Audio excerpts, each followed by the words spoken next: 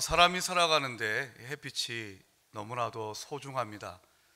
집 살 때 남양집 구하잖아요. 그 이유는 햇빛이 잘 드는 집을 원하기 때문입니다. 이 햇빛이 사람의 마음과 몸에 영향을 미침을 우리는 잘 알고 있습니다. 제법 오랜 시간 동안 햇빛을 보지 않으면 마음조차 우울해집니다. 또 우리가 햇빛을 적절하게 매일같이 쐬지 아니하면 건강에도 이상이 있죠. 그래서 하루에 한 30분 정도 이렇게 해가 나는 날은 산책하고 그 햇빛을 쬐야 우리 안에 비타민 D도 생성되면서 우리의 몸에 유익하다라고 이야기를 합니다. 심지어는 일조권이란 말도 있어요. 일조권이란 햇빛을 쬐서 받아 누릴 수 있는 권리를 말하지 않겠습니까? 햇빛을 쬐 수 있는 것을 권리로 말하면 인간의 개인의 행복을 추구하는 데 있어서 햇빛이 소중하다고 하는 것을 알기 때문입니다. 그래서 일조권, 권리로 아예 못 박아두는 것입니다. 그래서 가끔은 단독주택이 많은 곳에 아파트가 고층 아파트나 건물이 설 때 이 일조권 가지고 이제 분쟁이 있지 않습니까? 그만큼 빛이 중요하다는 것을 우리에게 보여줍니다. 네, 여러분, 그렇게 내 몸에 필요한 육신의 일조권을 위해서는 우리가 그렇게 세심한 주의를 기울이고 애를 쓰는데, 우리의 영적인 일조권, 내 영혼에 햇빛이 비추어져야만이 내 영혼이 행복하다는 이 영적 일조권을 여러분 꼭 기억하시기 바랍니다. 내 영혼에 햇빛이 비춰야 내 영혼도 살아나게 될 줄 믿습니다.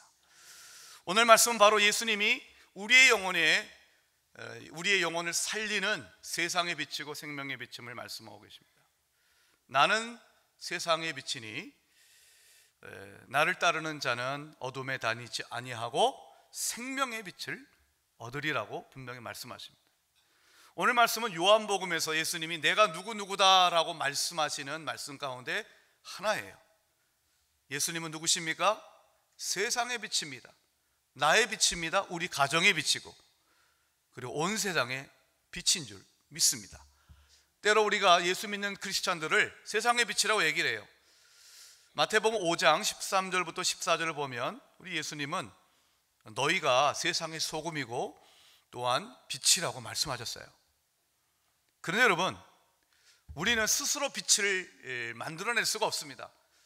우리는 그저 빛 대신 주님을 바라볼 때 그 주님의 빛이 나를 통해서 반사되는 것뿐입니다. 세상의 빛 대신 그 주님을 바라보는 자가 세상의 빛으로 살아가게 되는 것입니다. 자, 그렇다면 예수님이 세상의 빛이라는 것이 어떤 의미일까요? 첫 번째는 예수님이 세상의 빛이시고 주님이 우리에게 비춰주시는 그 빛은 하나님의 영광의 광채입니다. 일반 그냥 태양빛이 아닙니다. 먼저 여러분, 오늘 말씀을 여러분들이 이해하기 위해서 좀 배경을 좀 이해할 필요가 있는데, 오늘 예수님께서 나는 세상의 빛이다라고 말씀하신 요한복음 8장 12절은 그 앞부분 7장을 여러분들이 함께 연속해서 보실 필요가 있습니다. 배경은 장막절이라고 하는 배경입니다. 초막절이라고도 합니다. 이 장막절, 초막절은 음력을 세기 때문에 해마다 좀 날짜가 좀 달라집니다. 올해는 장막절의 날짜가 13일, 10월 13일 해 지는 때부터 시작됩니다. 이스라엘은 해가 질 때부터 새로운 날이 시작된다고 하지요. 그래서 일주일 동안 지냅니다. 여러분, 조금 이제 여담이긴 하지만 이 장막절이든 또 유월절, 오순절을 좀 강조하는 우리나라의 이단이 있어요. 하나님의 교회라는 이단이에요. 제가 사는 저 비산동에도 하나님의 교회가 있어요. 혹시 여러분들이 지나가시다가 이제 어떤 건물에 뭐 유월절, 오순절, 지금 이제 10월이니까 장막절을 좀 크게 현수막을 내걸어서 그걸 강조하는 데가 있으면 거기는 하나님의 교회일 가능성이 높습니다. 거기는 구약에 나오는 절기를 잘 지킵니다. 성탄절 안 지킵니다. 왜냐하면 성탄절은 이교도, 로마 제국에 있었던 이교도의 이 동지의 제의를 차용한 것이라고 해서 그들은 성탄절을 지내지는 않습니다. 그건 참조를 여러분 하시고요. 자, 오늘 말씀은 장막절을 배경을 한다는 이 말씀 무슨 말인가 하면, 예수님 당시에 이스라엘 백성들이 장막절이 되면 하는 중요한 의식이 있었어요. 첫째는 실로암 물가에서 물을 길어다가 제단에 붓는 것이었습니다.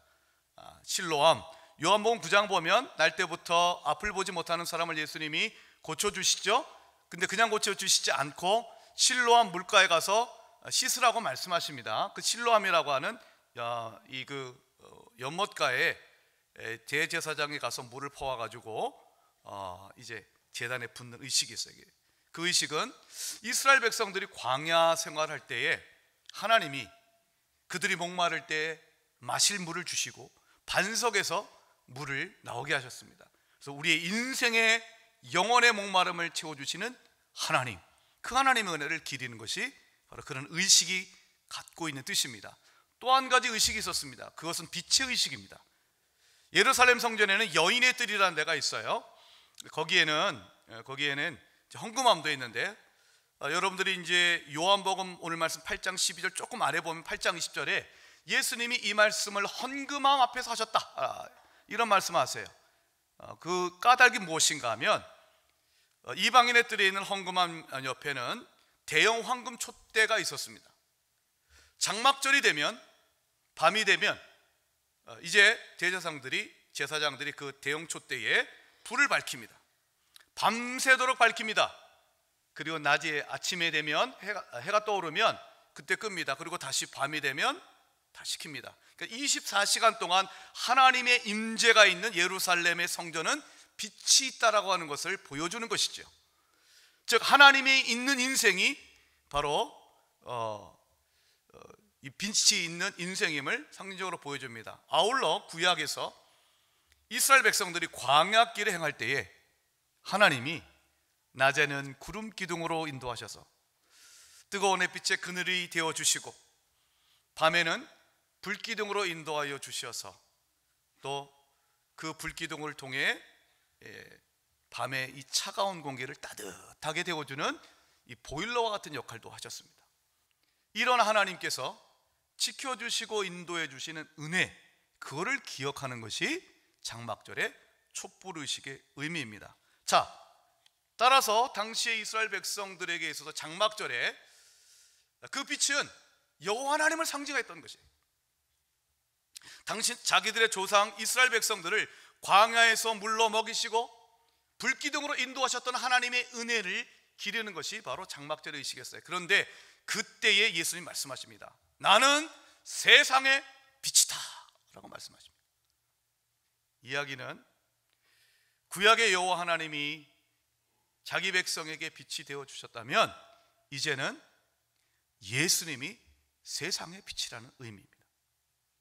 예수님이 구약의 여호와 하나님, 바로 그 하나님이심을 보여주는 것입니다.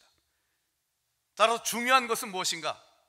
예수님이 세상의 빛이라고 했을 때 이것은 단순한 문학적 표현도 아니고 태양빛을 얘기하는 것도 아니고, 우리를 지키시고 우리를 인도하시는 거룩한 하나님의 영광의 광채를 이제는 예수님을 통해서 우리가 받을 수 있음을 얘기합니다. 여러분, 첫 번째 기억하십시오. 예수님이 세상의 빛이라 할 때 그 빛은 바로 하나님의 영광의 광채라는 사실입니다.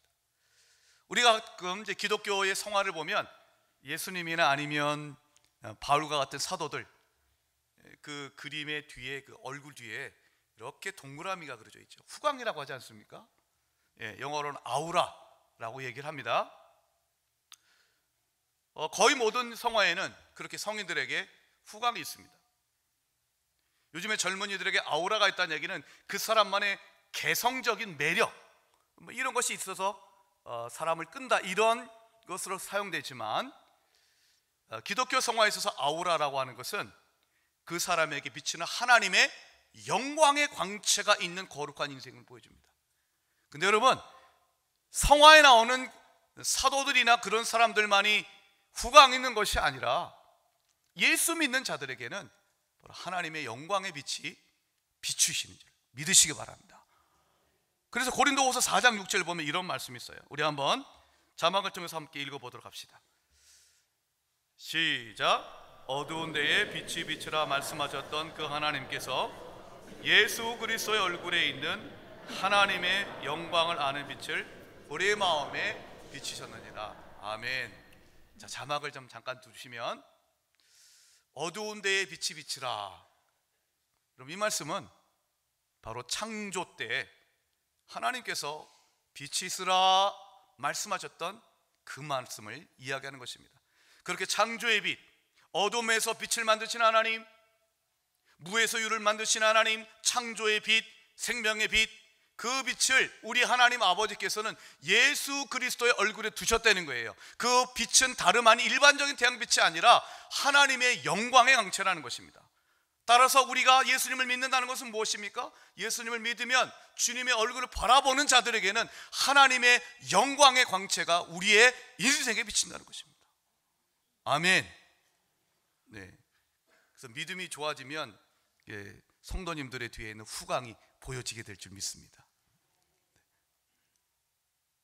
여러분, 이태리 가곡 가운데 오솔레미오라고 하는 노래가 있습니다. 그렇죠? 한 번쯤 들어보셨죠? 네, 마음 같아서는 우리 지휘자님에게 이거를 들려주십사라고 부탁을 드리고 싶지만 예배 시간이어서 다음 기회로 미루도록 하고요. 이 오솔레미오, 마음이 덜컹하신 것 같아요. 가사가 이제 이런 내용입니다. 폭풍과 지났어요. 폭풍과 치던 그 밤이 다 지나고 이제는 지중해에 그 아름다운 태양빛이 아주 쨍쨍하게 내리는 청명한 날씨입니다. 올해 가을에 우리가 2번씩이나 태풍을 겪어가지고 많은 분들이 또 피해를 입으셨습니다. 그분들이 속히 회복될 수 있도록 우리가 함께 기도해야 될 줄 압니다. 근데 여러분, 이제 그런 태풍이 있었지만 먹구름이 꼈지만 그러나 9월달 그리고 10월에 또 우리가 또 지난주 이렇게 밤하니 보면 너무 햇빛이, 가을 햇빛이 멋있고 낮에는 좀 덥긴 하지만 청명한 날을 보면 그 자체로 너무 기분이 좋지 않습니까? 여러분, 그런 것처럼 폭풍과 다 지난 다음에 그 지중해에 멋진 햇빛이 내리치는 그날, 그 자연풍광을 노래합니다. 그런데 이 가사를 가만히 보면 이런 얘기를 해요. 그런데 진짜 태양은 저 하늘에 떠 있는 태양이 아니라 당신의 얼굴에 있다라고 얘기를 해요. 이 오솔레미오가 좀 닭살 돋는 얘기죠. 그 사람이 누굴까요? 내가 사랑하고 나를 사랑하는 연인입니다. 그 사람을 보니, 그 얼굴을 보니 진짜 태양은 너의 얼굴에 있다, 이런 얘기예요. 그래서 오솔레미오 할 때 오는 감탄사 오가 아니라 정관사라고 합니다. 굳이 영어를 쓰면 the sun, 바로 그 태양이에요. 오솔레미오, 미오는 나의래요. 나의 유일한 태양, 그는 바로 당신의 얼굴에 있다. 이런 내용이 오솔레미오의 가사의 내용이라고 합니다. 사랑하면, 사랑을 받으면 그 사람의 얼굴에 태양이 있는 것처럼 비춰집니다. 나를 사랑해주는 사람을 통해서 내 영혼의 어둠이 물러나고 거두어집니다. 여러분, 그렇다면 나를 사랑하사 나를 위하여 자기 몸을 버리신 하나님의 아들의 그 얼굴을 바라보는 여러분들의 얼굴에는 하나님 주시는 하나님의 영광의 강체가 빛날 줄 믿습니다. 이제 앞으로 오솔레미오 노래를 들으면 여러분, 예수님을 생각하시길 축원합니다. 그렇습니다. 사랑하는 여러분, 우리 주님은 우리에게, 당신을 믿는 자, 당신을 바라보는 자에게 하나님의 영광의 광채를 비춰주시는 분입니다. 이 광채를 우리가 쏘일 때, 이 하나님의 영광의 광채는 예수의 빛이 우리 인생에 비출 때 어떤 일이 일어날까요? 첫째, 죄를 이기게 됩니다. 로마서 3장 23절 보면 모든 사람이 죄를 범하였기 때문에 하나님의 영광에 이르지 못했다고 했어요. 하나님은 거룩하신 분이십니다. 죄악의 세상에 하나님의 영광이 임할 수 없습니다. 세상이 여러분 어둠인 이유가 무엇인지 아십니까? 왜 세상이 캄캄합니까? 이유는 빛이 없기 때문입니다. 하나님의 영광이 없기 때문입니다. 여러분, 빛이 없어서 어둠이 있는 겁니다. 이 자리에 우리가 한번 전기를 끈다면 금방 어두워질 것입니다. 근데 빛을 켜기만 하면, 전기를 켜기만 하면 금방 어둠은 사라질 것입니다. 어둠이 있는 것이 아니라 빛이 없는 것이 문제인 것입니다. 내 인생에, 우리의 살아가는 세상에 왜 어둠이 있는가? 하나님의 영광의 광채가 비치지 않기 때문에 그렇습니다. 그래서 성경은 말합니다. 모든 사람은 죄인이다. 그래서 하나님의 영광의 광채가 비춰지지 않는다라고 얘기를 합니다. 여러분, 어둠은 죄악의 세상입니다. 하나님을 대적하고 이기적인 욕망에 따라 살아가는 세상입니다. 러시아의 대문호 도스토옙스키가 이런 말을 한 적이 있습니다. 하나님이 없는 곳에서는 모든 것이 허용된다. 하나님이 없으면요, 하나님이 없다고 믿으면요, 사람들은 못할 게 없다. 이것은 내게 능력 주신 자에서 못할 것이 없다, 이런 얘기가 아니라 내가 원하는데 못할 게 뭐야, 내 마음대로 할 거야 라고 하는 것입니다. 하나님이 없는 곳에서는 모든 것이 허용된다는 이야기는 하나님이 있지 아니하면 이 세상이 얼마나 엉망진창이 될 것인가, 혼돈의 세상이 될 것인가, 자기의 죄악된 욕망대로 살아가는 이 세상이 정말로 아수라장이 될 것이라고 하는 것을 얘기합니다. 그래서 법이 있는 것이고, 그래서 도덕이 있는 것입니다. 그러나 그것 가지고는 택도 없습니다. 왜냐하면 겉으로 보면 빛이 나는 사람, 겉으로는 번지르는 사람도 가만히 보니 어둠 가운데 은밀하게 죄를 행하는 것이, 우리는 최근에 여러 사태를 바라보면서 우리는 깨닫게 됩니다. 여러분, 2달 전에 SBS 뉴스 앵커가 지하철에서 말이죠, 몰래 여성의 사진을 찍다가 걸렸어요. 세상에. 여러분, 공중파의 뉴스 앵커 하면 지성 있지 않겠습니까? 그리고 단정한 외모에 얼굴도 찬색입니다. 또 저는 이발소에 가면 아저씨한테 그렇게 합니다. 아저씨, 앵커처럼, 뉴스 앵커처럼 만들어주세요. 제가 그렇게 얘기를 합니다. 단정하게 해달라는 얘기죠. 그런데 뭐 아쉬울 게 있다고, 그렇게 잘생기고 지성이 있고 사회적 영향력이 있는 앵커가, 여러분, 정말 부끄러운 일을 했습니다. 왜일까요? 어둠의 권세가 있기 때문에 그렇습니다. 5년 전 제주지검장이, 여러분, 밤중에 바바리맨 역할을 한 거, 그게 걸렸잖아요. 평검사도 하고 검사장입니다. 뭐가 아쉬울 게 있습니까? 권력이 있어도, 그렇게 열심히 공부해서 사법고시 패스했어도 어둠의 권세가 있으니 그렇게 살아갑니다. 최근에 화성 연쇄 사건의 범인이 밝혀졌습니다. 이춘재라고 하는 사람인데 살인을 무려 14번, 강간을 30번 했어요. 정말로 끔찍한 흉악한 범죄이죠. 근데 여러분, 이 사람이요, 1994년 자기의 처제를 살인한 이후에 무기징역형을 선고받아서 부산교도소에서 25년째 수감되는데 1급 모범수입니다. 기사를 보니까 이 사람이요, 지금까지 25년째 수감 중인데 특별한 문제를 일으킨 적도 없고 징벌이나 조사를 단 한 차례 받지도 않았대요. 아무리 여러분 감옥 안에 있다 할지라도 25년 동안 한 번도 말썽을 피우지 않았다는 얘기예요. 이 죄수들 4등급 나눈답니다. 가장 높은 등급의 모범수예요. 그거 되게 어렵답니다. 얼마나 모범생인지 모르겠어요, 여러분. 그런데 알고 보니 살인을 14번이나 하고 성폭행을 30번이나, 끔찍하고 흉악범이었어요. 모르겠어요. 자신의 죄를 정말로 뉘우치고 그렇게 선하게 살아가려고 하는 것인지, 아니면 뭐 일부에서 추측하는 것처럼 아무리 무기징역수이지만 정말로 모범수로 살아서 정말 가석방이라도 받고 싶어서 그런 건지, 그 속내야 알 수 없지만 사람이 그렇다는 것입니다. 사람이. 여러분, 오늘 말씀 제가 두 개의 본문을 봤는데 요한복음 12장 35절을 다시 한번 봐보세요. 이런 말씀이 있어요. 예수께서 이르시되 아직 잠시 동안 빛이 너희 중에 있으니 빛이 있을 동안에 다녀 어두움에 붙잡히지 않게 하라. 어둠에 붙잡히지 않게 하라. 이 붙잡히다는 이 람바노라고 하는 이 단어는요, 굉장히 힘 있는 단어예요. 강력한 힘으로 붙잡다 또는 이기다, 이런 의미를 갖고 있습니다. 어둠의 권세가 있다니까요. 그래서 골로새 1장 13절을 보면 흑암의 권세란 말을 얘기합니다. 사도행전 26장을 보면 사도 바울이 자기의 회심을 얘기하면서 하나님께서 사단의 권세로부터 건져주셨음을 고백하고 있습니다. 흑암은 권세가 있습니다.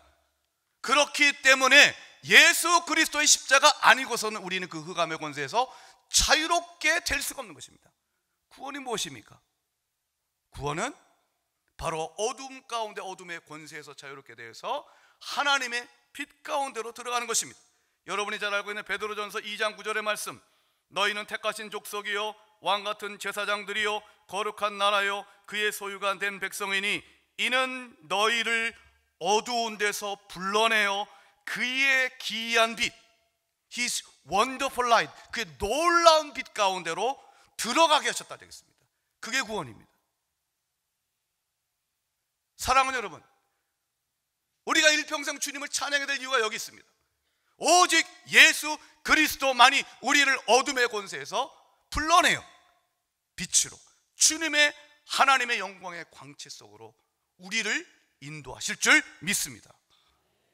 오늘 말씀을 한번 더 보겠습니다. 오늘 말씀 요한복음 12장 36절 다시 한번 봅니다. 너희에게 아직 빛이 있을 동안 빛을 믿으라. 그리하면 빛의 아들이 되리라. 한번 따라합시다. 빛을 믿으라. 그리하면 빛의 아들이 되리라. 아멘. 여러분, 이게 얼마나 감사한 말씀인지 모르겠어요. 우리 가운데 하나님이 너 빛을 만들어내, 너 정말로 이 빛된 생활을 해, 모든 부분에 있어 도덕적으로 윤리적이요, 그래야 빛의 아들이 될 거야 라고 말씀하신 것이 아니라 빛 대신 주님을 믿으면 너희가 빛의 아들이 된다고 얘기합니다. 빛 대신 주님을 우리가 그저 고백하고 받들고 그 하나님을, 예수 그리스도를 믿기만 하면 주님께서 영광의 광채를 비춰주셔서 우리를 빛의 아들로 삼아주시겠다는 말씀입니다. 여러분, 예수님 믿으십니까? 여러분은 하나님의 영광의 광채가 비춰지는 빛의 자녀인 줄 믿습니다. 자, 하나님의 영광의 광채가 비춰지면 우리는 죄악의 권세를 이깁니다. 또 한 가지는 생명의 역사가 나타나는 것이죠. 왜냐하면 예수는 생명의 빛이기 때문에 그렇습니다. 오늘 말씀 요한복음 8장 12절, 나는 세상의 빛이니 나를 따르는 자는 어둠에 다니지 아니하고 생명의 빛을 얻을 것이라고 말씀하셨습니다. 빛은 생명입니다.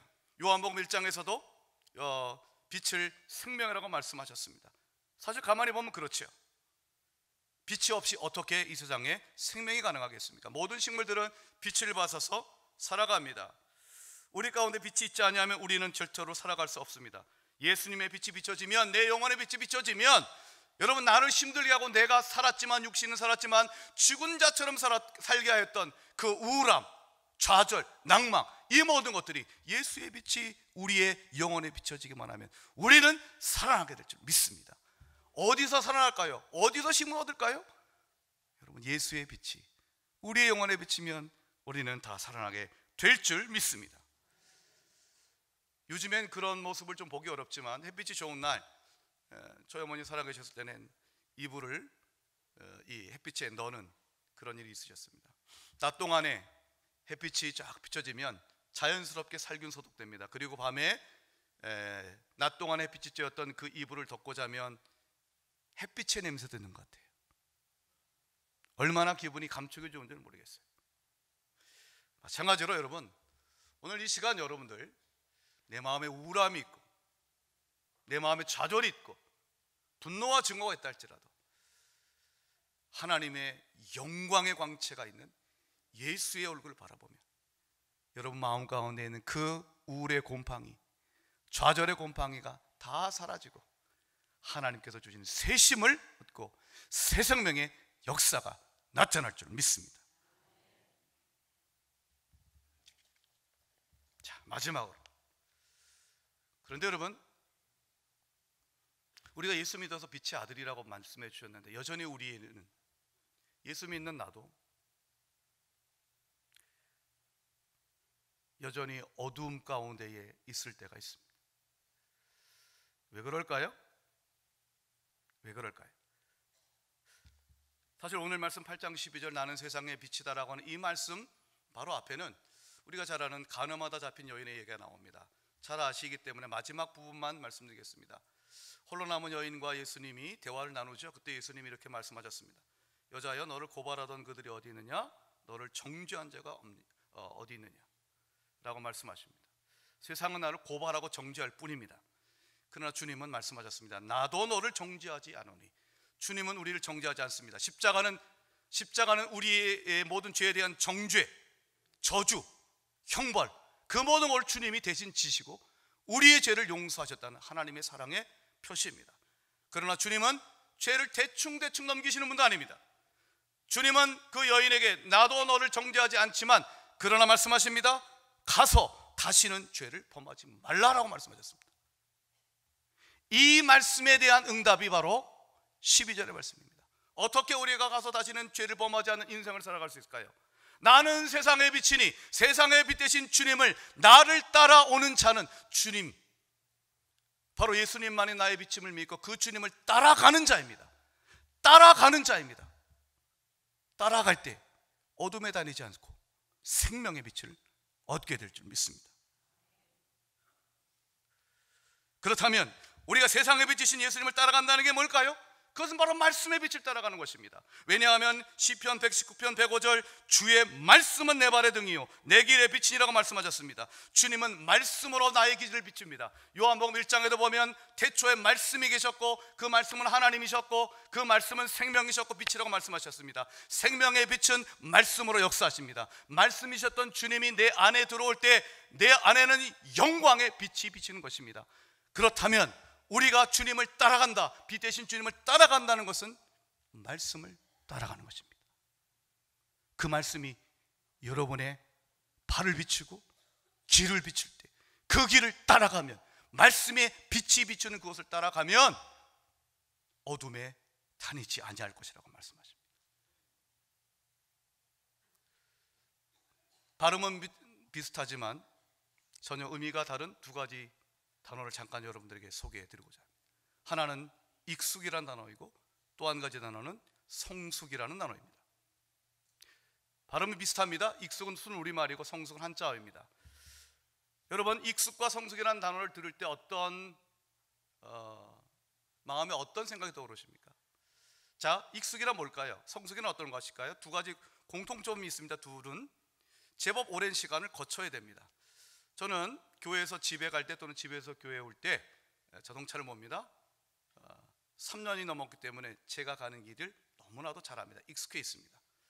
교회에서 차를 몰고 벽산사거리 앞에서 좌회전 신호를 받아서 그 다음에 100m 앞에 있는 신호등이 어떻게 변할지, 그리고 좌회전 받을 때 맨 앞에 있을 때와 중간에 있을 때 마지막에 있을 때 그 변화가 어떻게 될지 저는 너무나도 잘 알고 있습니다. 그리고 300m 앞에 있는 저 우체국 사거리에 있는 이 신호가 어떻게 변할지 저는 너무너무 잘 알고 있습니다. 이런 걸 갖다가 저에게 교통에 대해서 성숙하다 말하지 않습니다. 익숙하다고 얘기를 합니다. 그러나 익숙이 성숙을 보장하는 것은 아닙니다. 제가 가는 길을 처음 가는 사람이라 할지라도 교통법칙 잘 지키고 그리고 매너 있게 운전하는 사람을 갖다가 우리는 성숙한 운전자라고 말합니다. 마찬가지입니다. 교회 생활에 익숙하셨습니까? 여러분, 예배 순서 너무너무 잘 하십니다. 이제 그 모든 것에 너무너무 익숙합니다. 익숙을 위해서는 시간이 필요합니다. 그러나 시간의 단순한 누적이 우리의 성숙을 보장하지는 않습니다. 예배 시간에, 예배 순서에 익숙해도 예배 시간에 딴 생각하고 있으면, 예배 시간에 전심을 다해서 주님을 찬양하지 않는 심령이라면 어떻게 그 사람을 성숙한 신앙이라고 하겠습니까? 교회 생활 20년, 30년 아니 50년을 해서 교회 생활 속속들이 알아요. 이제 3년밖에 안 되는 저보다 훨씬 더 잘하세요. 그러나 그 사람이 신앙이 생활이 오래 한다 할지라도, 신앙의 연조가 긴다 할지라도 인격이 형편없다면 누가 그를 성숙한 신앙이라고 말하겠습니까? 여러분, 여쭤보겠습니다. 여러분은 익숙한 신앙인이십니까? 성숙한 신앙인입니까? 왜? 교회 생활을 같이 10년, 20년, 30년 했는데도 누구는 익숙한 신앙인에 머물고 누구는 성숙한 신앙이 되는 겁니까? 이유가 도대체 무엇입니까? 말씀의 빛이 내 안에 있는가? 그 말씀의 빛을 나는 따라가려고 몸부림치고 있는가? 그것의 차이인 것입니다. 설교 많이 들었다고 해가지고 여러분 성숙한 신앙 되는 거 아닙니다. 한 말씀이라도 나의 그 말씀을 아멘으로 받아들이면서 그 말씀대로 살려고자 하는, 십자가 밑에서 나의 모든 걸 내려놓고 주여 나는 죄인입니다, 나는 아무것도 할 수 없습니다 라고 말하면서 십자가의 은혜를 구하고 주의 광채를 비춰 주시옵소서 날마다 순간마다 예수의 얼굴을 바라보는 자만이 성숙한 그리스도인이 되는 것입니다.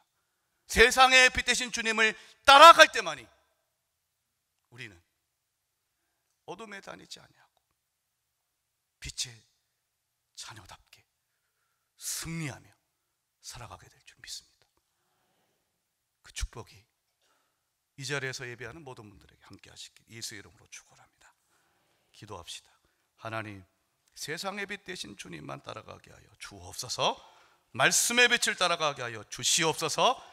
그리하여 어둠에 다니지 않고 생명의 빛을 얻는, 그리고 또한 세상의 빛으로 살게 하여 주시옵소서. 예수님의 이름으로 기도합니다.